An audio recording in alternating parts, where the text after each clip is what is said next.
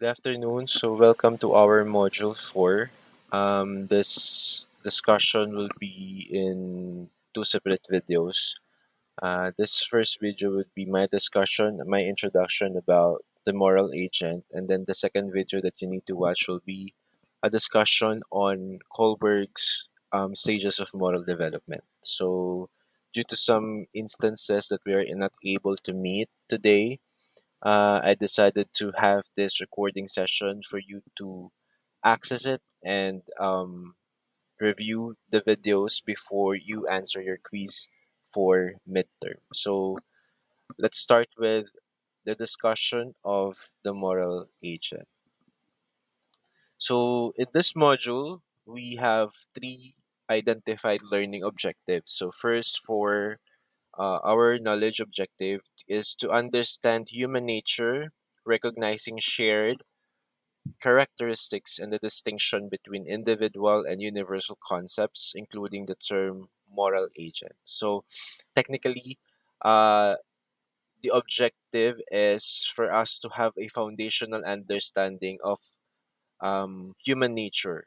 So, emphasizing the commonalities among individuals while acknowledging the unique aspects of each person. So you should also grasp the concept of what moral agent is, recognizing its significance in ethical decision making. So this involves acknowledging that human nature is both universal and dynamic, with the implications for how individuals navigate moral choices. So for our skills objective, we want to analyze moral development stages and apply the concept of moral habits and demonstrate an understanding of virtues and vices in character of moral development. After we identified what moral agent is, we need to understand the importance of moral development stages and to apply the concept of moral habits. So this objective focuses on the developing practical skills related to moral reasoning and behavior. So you are expected to analyze and evaluate moral development stages, particularly that of the Kohlberg's model. Later on, we will understand what would be the stages of moral development using the idea of Kohlberg's. So you should be able to apply the concepts of moral habits, understanding their role in cognitive load reduction and ethical consistency. Additionally, you should demonstrate an understanding of virtues and vices and to recognize their impact on character development. And lastly, what is the importance of this module in your behavior? So, our objective in terms of your behavior is to apply understanding of human nature, to appreciate diversity, cultivate moral habits for ethical behavior, and demonstrate moral agency aligned with ethical principles through reflective practices.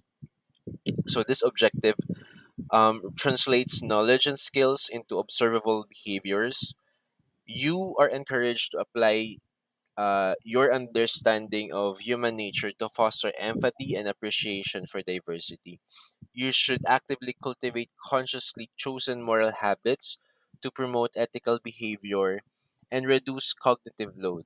Furthermore, this objective emphasizes demonstrating moral agency by making decisions aligned with ethical principles and societal standards, while engaging in reflective practices to assess personal moral development and to promote continuous improvement. So, in this module, we have this main topics. We begin with a discussion of human nature. So, we also define what human nature is, man as a person, and man as a moral agent, or human person as a moral agent. We will also identify the meaning of habits and how habits help our moral decision. We will also discuss the virtues and vices, and lastly the stages of moral development. Okay, so let's begin.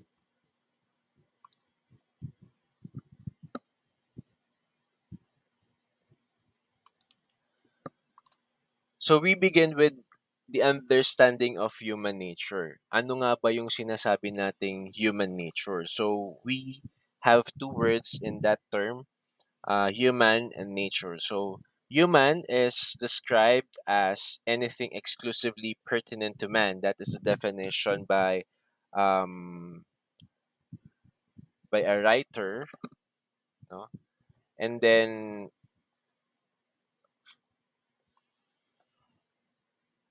we define nature as a state of being born, no?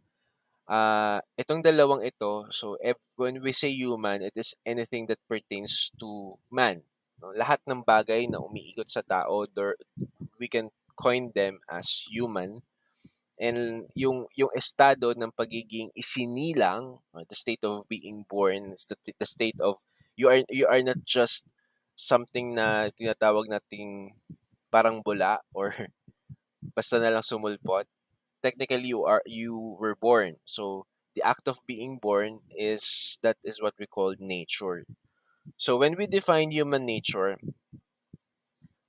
we defined it as something exclusively human that a person possesses right from birth.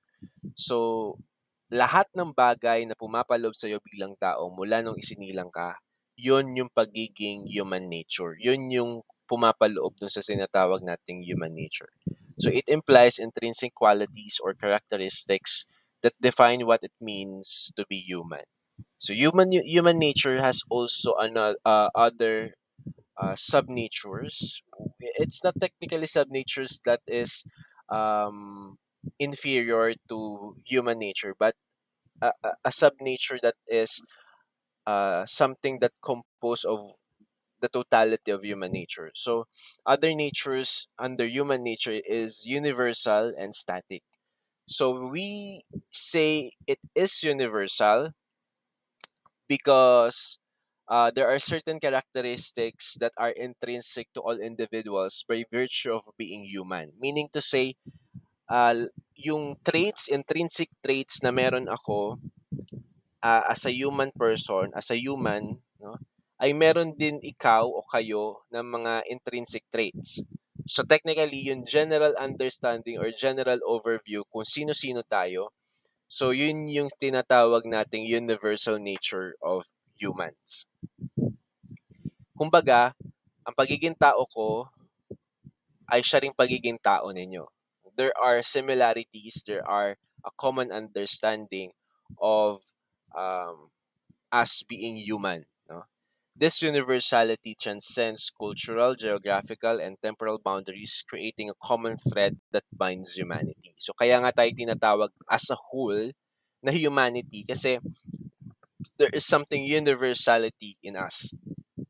Kahit magkakaiba tayo ng pinanggagalingan, kahit magkakaiba tayo ng lugar na kung saan tayo tawag dito, kung saan tayo nakabibilang, no, kahit na magkakaiba tayo ng mukha, kahit magkakaiba tayo ng sinasabi o sinasalita, meron tayong common denominator at yun yung factor kung bakit natin nasasabi na tayo ay universal. No? Yung human nature ay universal.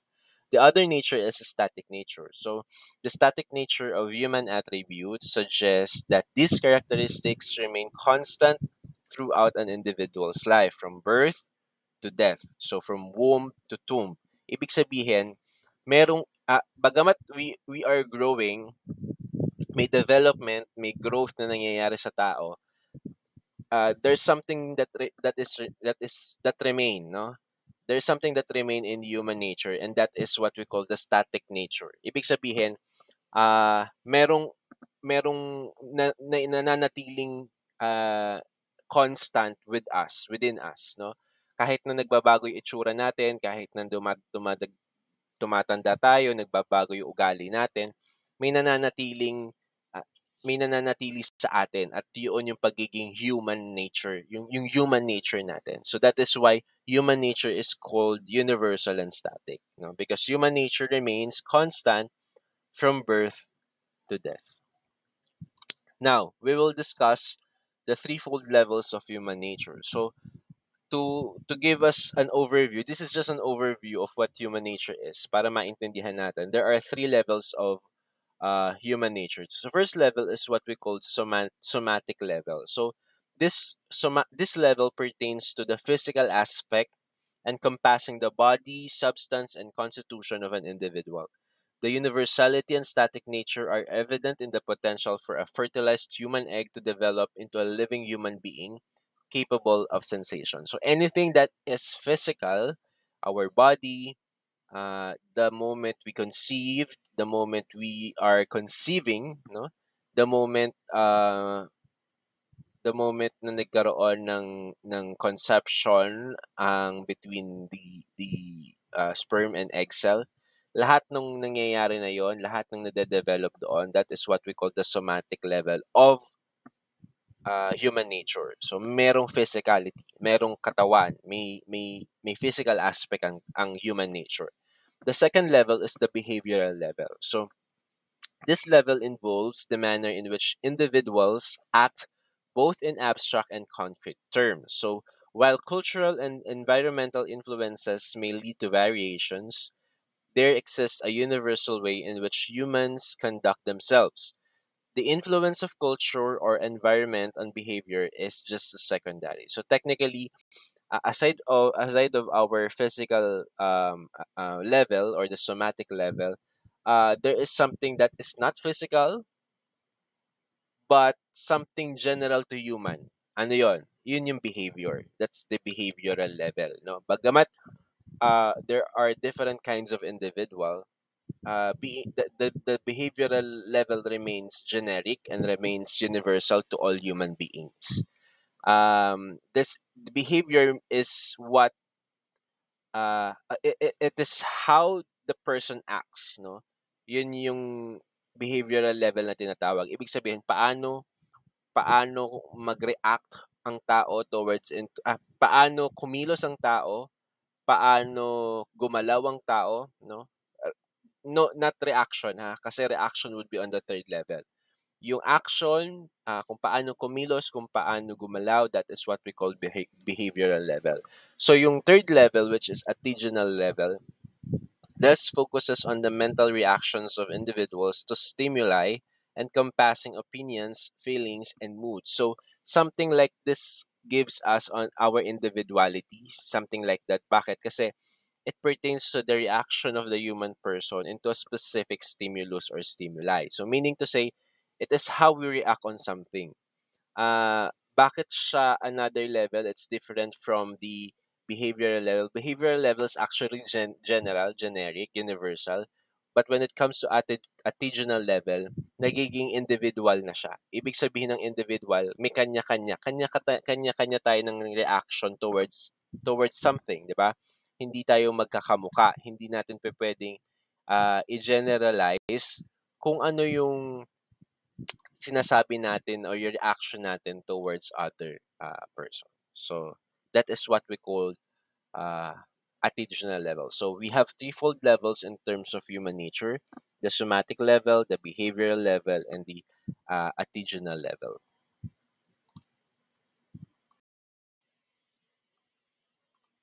Now we will proceed to the discussion of man as a person. So let's first understand what person or the term person is. So the etymology of the word person comes actually from the Greek word prosophon. Okay? So prosophon. When you translate prosophon into Latin word, it will be translated into personare. No? That's why this word prosophon actually it is uh it literally means a mask used by the stage actor. No, we know Greek history and Greek culture. Famous sila sa mga performances, sa stage performance, sa theater, sa acting. They usually use the mask to portray an emotion specifically for the audience. So that is why when we are pertaining to theater sa stage, if you're thespian or theater addict, ang famous symbol of theater is the two masks. First mask is the happy face mask, the second mask is the sad face mask.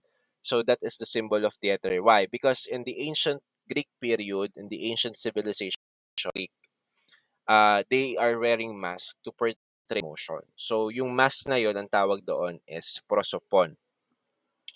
So, like this mask, individuality projects and manifests human nature. So, person, like the mask, remember, yung mask kasi ginagamit siya to project an emotion, to project a specific character. So, using that imagery, person actually projects human individuality and human nature. Okay? So, kung paanong ginagamit ang maskara to project a character, person is actually like that. Person is something that projects your individuality. Sabi nga natin kanina, nagsimula tayo sa universality. Lahat tayo mga tao, lahat tayo may magkakamukhang traits. Ano yung pinagkaiba-iba natin? Doon na pumapasok si person. Magkakaiba tayo as a person, magkakamukha tayo, pare-parehas tayo as human being, human nature, pero magkakaiba tayo as a person. So, person ang nagbibigay sa atin ng individuality. From being universal, sa universality ng human being, ang nagbibigay sa atin ng individuality kaya tayo naiiba sa iba pang mga tao ay yung tinatawag nating person. So the term person emphasizes the individuality of each human being. It signifies a unique manifestation of human nature within a specific historical and geographical context. So despite this individuality, the concept of personhood retains a connection to the shared human nature hidden behind the mask of individuality. So anything that uh, portrays on that mask, yung tinatawag nating person, that is what you call your human person. So lahat ng bagay na yun, lahat ng concept na nakapasok doon sa maskara na meron ka, lahat ng yun ay patungkol sa iyo bilang person, bilang human person. So with that, we can define person as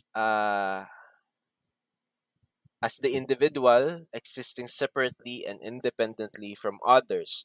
You are capable of knowing and loving in an intellectual way and of deciding for himself the purpose or end of his action. So, lahat ng bagay na umiikot sa'yo as a person, as an individual, that is what you call a person. And dito na ngayon pumapasok yung morality. Kasi, though we have universal understanding of what morality is, and we were raised in a different group of people that molds our moral individual or moral understanding. Our moral decision lies in our human person. So the moment you become individual, that lies your uh, individuality and you as a moral agent to decide individual decision when it comes to moral decision making, no? Kapag in short, pag nagde-decide ka in terms of morality, ang gumagana sa iyo doon ay yung ikaw bilang isang person, yung human person mo. Hindi mo siya pwedeng sabihin human nature yung nagde-decide sa iyo, hindi, it's a human person kasi it gives you the identity na you are an individual human being, no? Hindi ka basta lang nakikihati sa kanya. That is why when it comes to decision making, sinasabi natin we are free to decide kasi we are very different to others. But sometimes magiging similar yung decision mo with other people, but it does not mean that you both of you have the same persona. Magkaiba pa rin 'yon. It's like that may mga factors na nag-affect sa decision making nyo. Kaya parehas kayo ng naging decision sa buhay. So, this term distinguishes a person from mere human nature as it encompasses the dynamic interplay of personal experiences and choices within the broader framework of shared human characteristics. So, using that understanding of a person, so we can say human person is also a moral agent. So how does it so? Moral is derived from the Latin word mores, meaning reflecting societal patterns, rules, and standards. That's how we understand moral in the previous discussions. Uh, Agent naman, the word agent comes from the Latin word agere, that signifies the capacity to act or to do. Therefore, we can define moral agent as an individual who performs actions in accordance with moral standards, capable of discerning actions as morally good or evil. So tulad ng sinabi natin kanina, you become individual because of being a person, human person. That is why yung capability mo to decide on your own based on your moral standards, that makes you a moral agent. Only moral agent is capable of human act. So, hindi mo pupuwedeng sabihin na yung hayop, moral agent sila. They cannot be distinguished morally right or morally wrong nabubulol. Morally wrong kasi nga hindi naman wala silang kakayahan to do human act. Eh, ang puwede lang natin bigyan ng distinguish na ito ay human or moral agents because gumagawa siya ng mga acts for human beings, no? So that is why morality is for man as a rational and spiritual being. Ikaw na nagdedesisyon sa buhay mo, ikaw na nagbibigay ng direction towards your moral decisions in life. Ikaw yung merong responsibility sa iyong morality. That is why you is considered or you are considered as the moral agent, no? So having said that, no, let's transition to one of the important topic of this module, which is habits. Okay, so human beings are creatures of habits. Tayong mga tao ay creature of habits. When we say habits, we define habits as something that is you are able to do things repetitively, meaning to say paulit-ulit. May mga bagay tayo na ginagawang paulit-ulit. At yung mga bagay na yun na ginagawa nating paulit-ulit ay ginagawa natin siya hindi lang dahil kinikilos siya ng katawan natin, kundi ginagawa natin siya dahil we are decided to do it. Pinagdesisyon na nating gawin siya. No? Hindi lang ba siya sa pumasok sa isipan mo, gagawin ko to. It's not like that. Yung habit kasi is something that you decided on. Gagawin ko ito. Okay? Uh, us, as creatures of human beings, we rely on the power of reason to integrate various potentialities into a wholesome personality. The apex of these potentialities is reason. Meaning to say, reason yung nagbibigay sa atin ng kakayahan to do an action. And forming that, the habit of reason is crucial for harmonizing individual powers.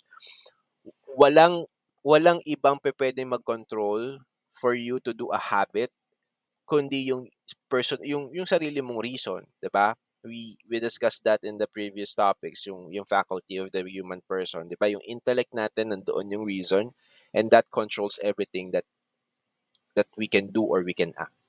And these habits can be identified or categorized into two dimensions. First is entitative habits.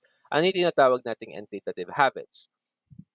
So, it is disposing a thing to have a certain nature or quality such as beauty or talent. Ito yung mga habit na hindi ka nag-e-effort to do. It is just comes out of your uh, person, you being a person. So, ginagawa mo na siya or ine-execute na siya ng katawan mo, hindi dahil prinactice mo siya, kundi bahagi na siya ng iyong human person, bahagi na siya ng karanasan mo sa buhay, bahagi na siya ng ah, minold sa'yo ng environment mo. That is why lahat ng bagay na lumalabas from you could be an entitative habit. So how you perceive or how you understand beauty, how you see talents, how you portray your talents. So, itong mga bagay na 'to, ito yung mga something na like palabas,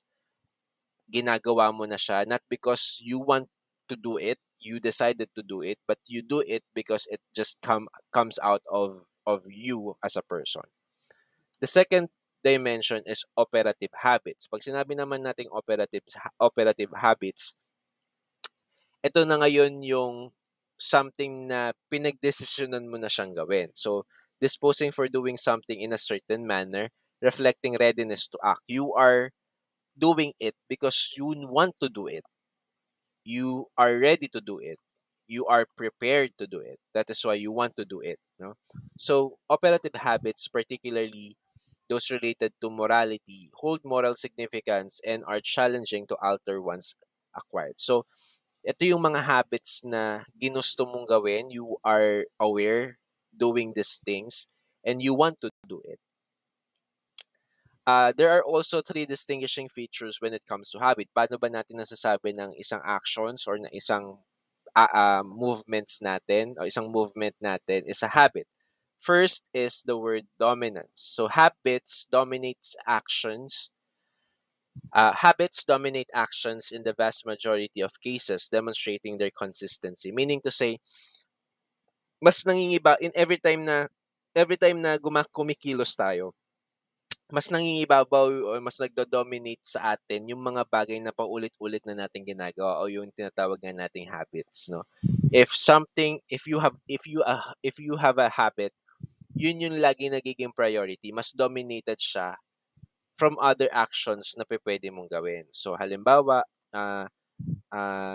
habit mo na gumawa ng mabuti, for example, it just comes out of your persona, mas nangingibabaw yon kaysa sa iba pang mga actions na pupuwede mong gawin. So mas nangingibabaw, mas nagdo-dominate yung gumawa ng mabuti unlike dun sa other action. Next is subconsciousness. Ibig sabihin ng subconsciousness, uh, it when we say subconsciousness kasi, the habitual actions occur without conscious choice or attention, showcasing their automated nature. Hindi mo na siya basta-basta pinag-iisipan. It's out of your subconscious. Pag sinabing out of subconscious, bigla na lang siyang yun ang ginagawa mo. Hindi mo na yung pag-iisipan mo mabuti, gagawin ko ba to o hindi, gagawin ko ba to o hindi. Hindi ganon. When we say subconsciousness, kusa na siyang lumalabas, no? It just literally comes out of of you as a person. And lastly is establishment by repetition. So habits are established by and maintained by repetition, automizing actions through practice. Pupuwede kang mag-practice ng habits if you do it repetitively. Kaya naman tayo nag-a-acquire ng habits, it's because ginagawa natin siya ng paulit-ulit. Kasi 'pag hindi mo siya ginagawa ng paulit-ulit, hindi siya magiging natura or na hindi siya mai-embed into your own personality or into your own being human person. So that is why a habit is repetitively doing, no? Ginagawa siya ng paulit-ulit. So these are the three distinguishing factors of habits. So dominance, subconsciousness, and establishment by repetition. Now, we will understand the function of habits in life. Bakit ba natin kailangan ng habits? Ano ba yung maitutulong sa atin ng habits? So habits enable the automation of repeated actions, reducing the cognitive load on the conscious mind. Without habits, performing even simple tasks would require significant mental engagement, limiting the capacity for more complex activities. So think about this, no?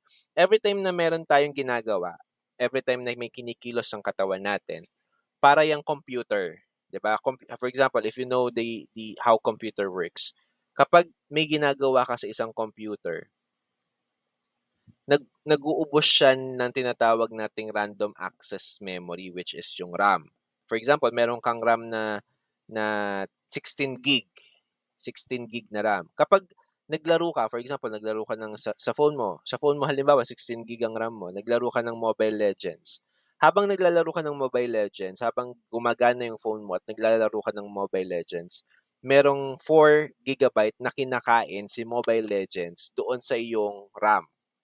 So from 16, yung 4 GB dun sa 16 GB mo ay kinakain ni Mobile Legends kasi ginagawa mo yun. So meron ka na lang 12 GB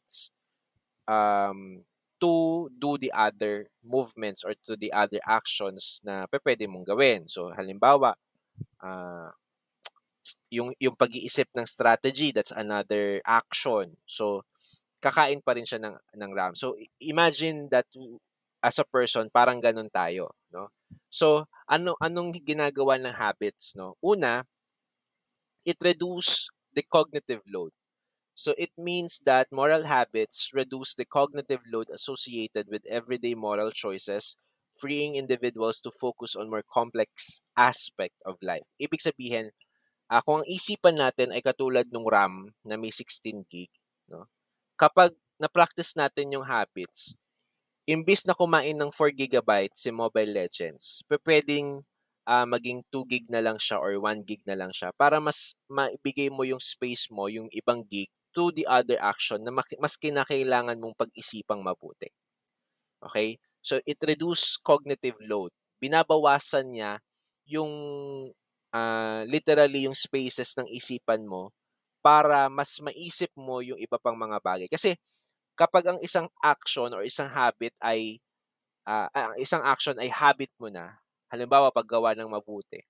'Pag merong isang pangyayari sa buhay mo na you need to decide on at ang habit mo ay paggawa ng mabuti, imbis na mag-isip ka kung gagawa ka ba ng mabuti o hindi, magiging magiging dahil nga habit mo na yung paggawa ng mabuti, mababawasan na yung time mo at yung space mo sa isipan mo kung gagawin mo ba 'to or hindi. Kasi natural na nagagawin mo yung paggawa ng mabuti.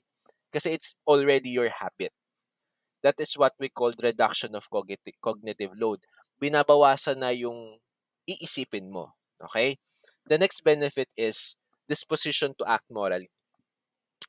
Take note that habits, no? Habits when it is good or when habits when they are good, it really relies on moral act or good moral act. Meaning to say, ah, yung mga good moral habits, it makes you virtuous person.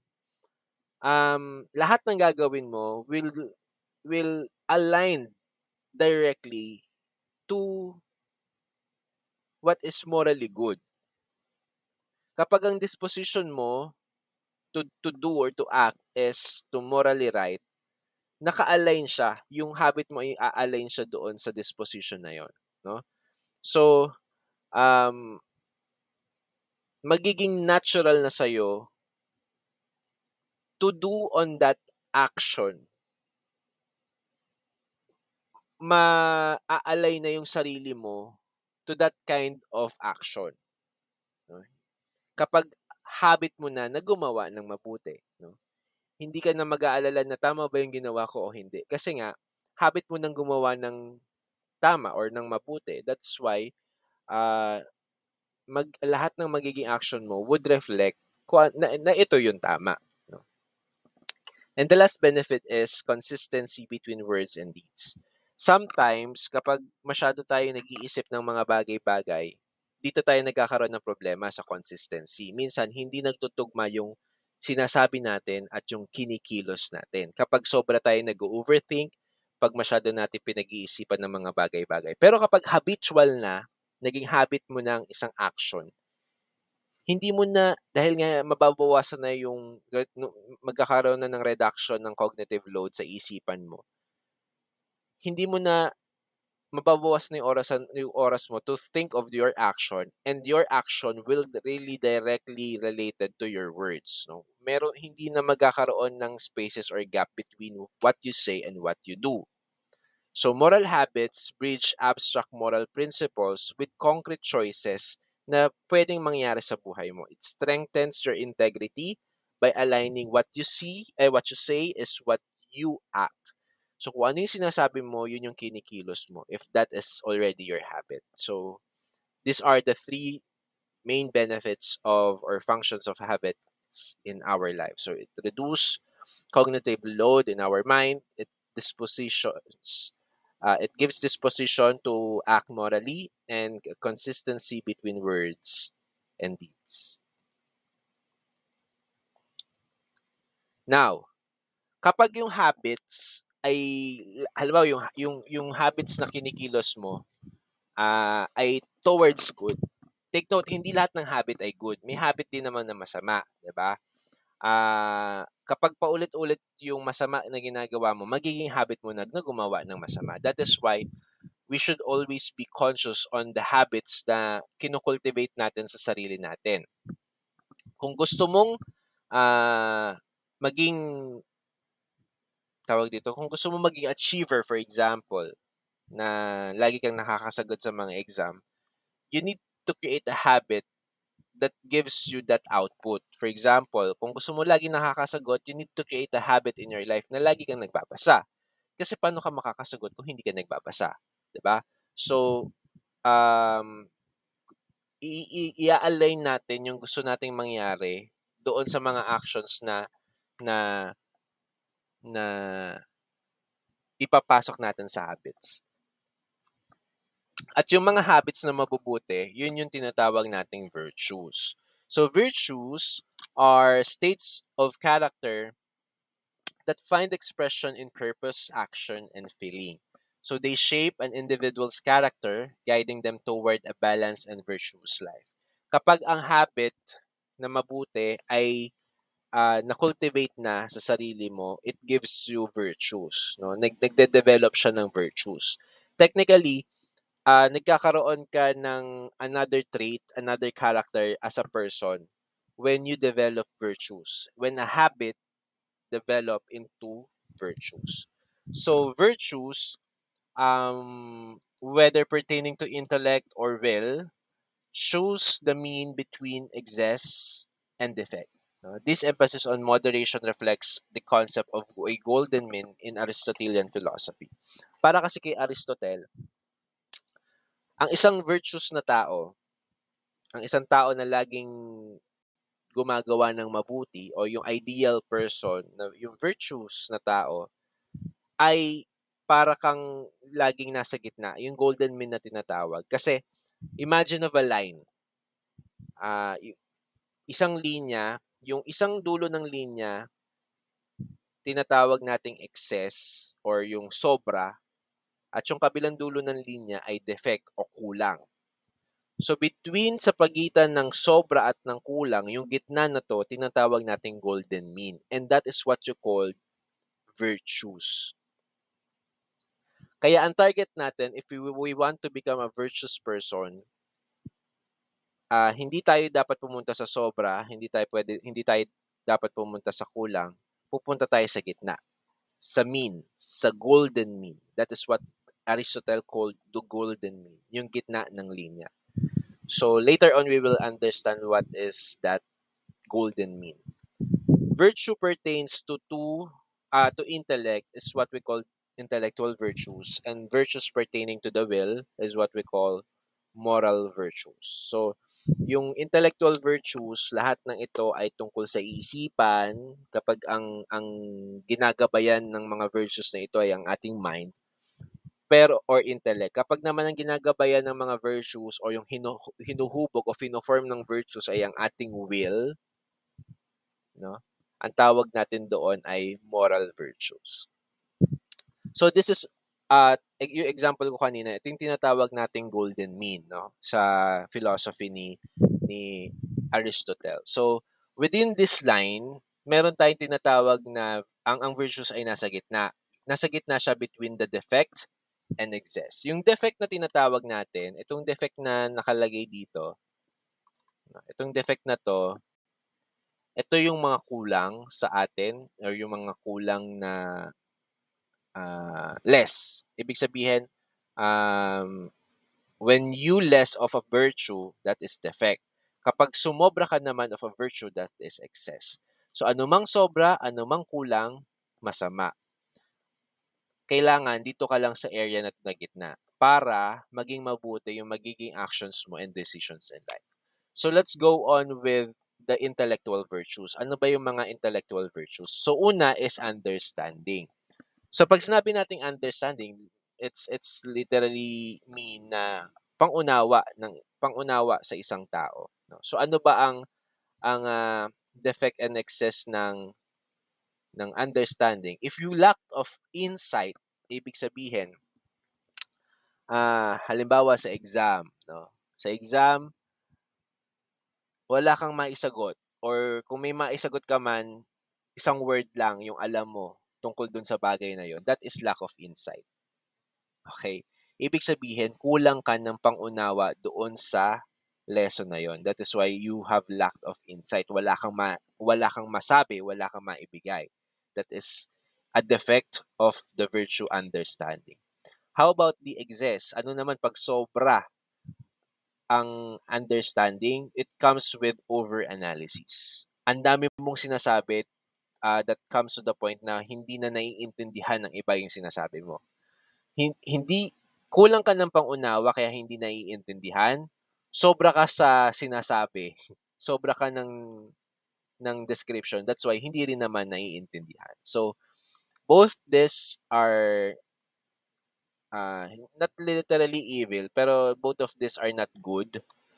So, we need to go to the middle to reach these virtues of understanding. Next is science. Science is also a virtue, civil virtue siya, no? But hindi siya yung subject na science, ano? When we say science, it is actually our ability to be more comprehensive or to be more uh, observable in our life, no? Maging observable. So ano yung defect ng virtue ng science? Ignorance. Kung hindi ka pala observe, if you lack of this virtue, magiging ignorante ka sa mga bagay-bagay. Mag, magkakaroon ka ng lack of knowledge na doon, no? Kapag sobra naman, magiging over-reliance ka na ngayon sa data. That is why yung mga sobrang matatalino, 'di ba? Sobrang hindi mo sobrang matatalino, pero yung sobrang scientific, minsan kasi hindi ka na naniniwala hangga't hindi mo napapatunayan. Hindi naman na lahat ng pinaniniwalaan natin ay kayang patunayan physically. So there are things na you just need to believe, no, that it exists for you to really understand yung mga bagay na yon. Magiging over-reliance ka sa data na kahit na hindi na kailangan, nagre-rely ka na lang sa data. That's science. Another virtue is the virtue of wisdom. No? The defect is lack of critical thinking, while the excess is disconnect from reality. That's why yung sobrang matatalino, minsan, yun yung sinasabi natin, nasisiraan na ng pag-iisip, nawawala na sila sa realidad. May iba-iba na silang nakikita, no? That is excess. So, tamang wisdom lang. Kapag naman kulang, ito na yung tinatawag nating bahala na. Ibig sabihin, wala ka ng ganang mag-isip pa. No? You lack of the critical thinking skills. Okay? Next is prudence, no? Prudence is what we call practical wisdom. So ano yung defect ng prudence? Impulsiveness. Ano yung excess? Overthinking, no? Okay, so when we say the virtue of prudence, yung impulsiveness, ibig sabihin pag kulang ka ng prudence, para actually kasi siyang bahala na rin eh, no? Practical wisdom, yung pagiging prudence, yung sobrang sobrang reckless mo sa lahat ng bagay. Ibig sabihin, ah, hindi mo na pinag-iisipan kung sasabihin mo ba 'to or hindi. Sobra kang naka-rely into your own emotions, na kahit wala ka sa lugar, sasabihin mo kung ano yung gusto mong sabihin. That's impulsiveness, no? Yun yung kakulangan ng prudence. If you lack prudence, kasi prudence kasi halimbawa, example ng prudence is, ah iisipin mo you're doing the right thing, right action in the right time and in the right manner. That is what we call prudence. Ngayon, if you do the right thing but in the wrong time or in the wrong manner, that is not prudent. That is impulsive. Halimbawa, mali yung kapatid mo. So, right action is pagsabihan siya, tama? Pero, ah, nasa harapan siya ng mga kaibigan niya. If you have prudence, your right manner and right time, pagsasabihan mo siya na na hindi kaharap yung mga kaibigan niya. Pupuwede mo siyang tawagin sa kwarto, dun mo siya pagsasabihan. That is prudence. If you lack prudence at pinagsabihan mo siya kahit sa harapan ng ng mga kaibigan niya, that is impulsiveness. Ibig sabihin,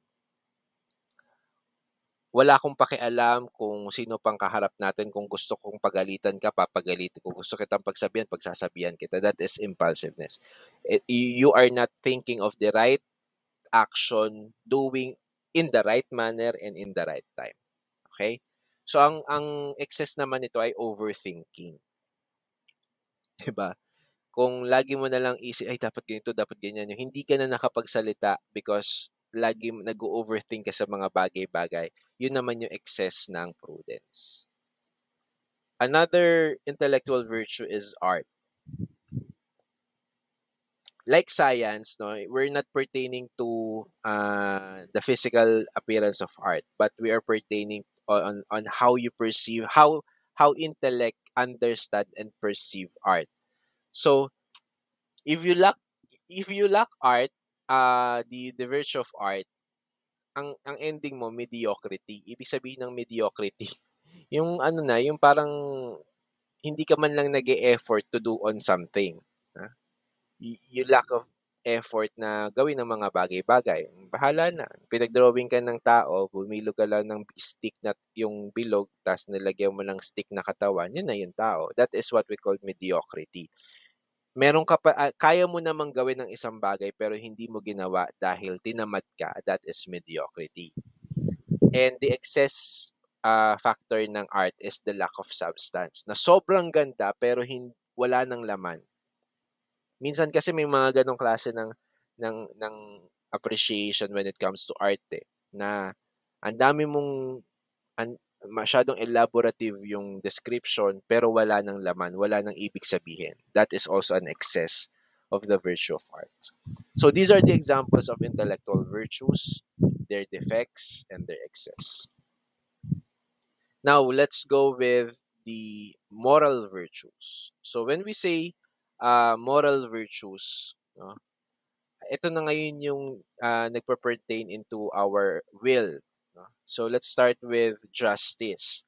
So ano ang defect ng justice? Kapag kulang sa justice, indifference. Pag sinabing indifference, wala kang pakialam. No? So wala kang pakialam. May nangyayari ng injustices sa pagaligid mo, wala kang pakialam because you lack the virtue of justice. Kapag sobra ka namang nagiging judgmental.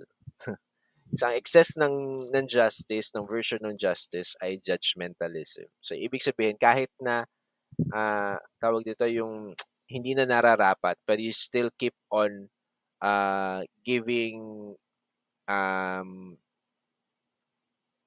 unfair judgment towards people, that's an excess of justice. So, just keep on the middle para ma-maintain yung virtue ng justice.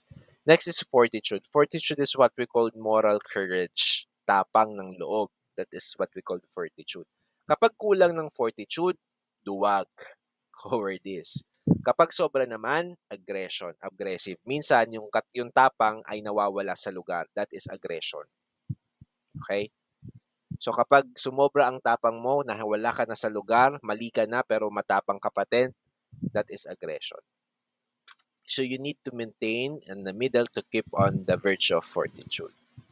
Next is temperance, pagtitimpi. So when you lack pagtitimpi or temperance, gluttony ang kalalabasan or excessive indulgence. No? So sa lahat ng bagay yan, ang gluttony hindi lang naman sa pagkain. Gluttony is in everything. Kapag wala kang pagtitimpi, lahat na lang ng gusto mo, kukunin mo. Lahat na lang ng gusto mong gawin, gagawin mo. That is a defect, no, kapag kulang sa temperance. So pag naman sobra sa temperance, asceticism. Pag sinabing asceticism, nawawala ka na sa pagiging human.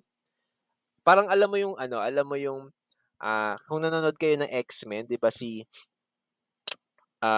parang yung asceticism is humihiwala yung katawan mo sa kaluluwa mo. Yeah, that's what we call asceticism.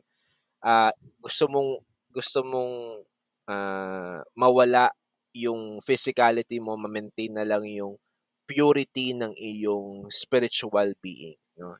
Eh, hindi naman tama yun. So, we need to maintain that temperance, pagtitimpi. Next is charity. Charity is also called love, 'no? Pero 'pag kulang sa charity or kulang sa love, anong ending? Selfishness. So, 'pag kulang sa pag-ibig, 'pag kulang sa concern or charity, nagkakaroon ng selfishness, nagiging makasarili.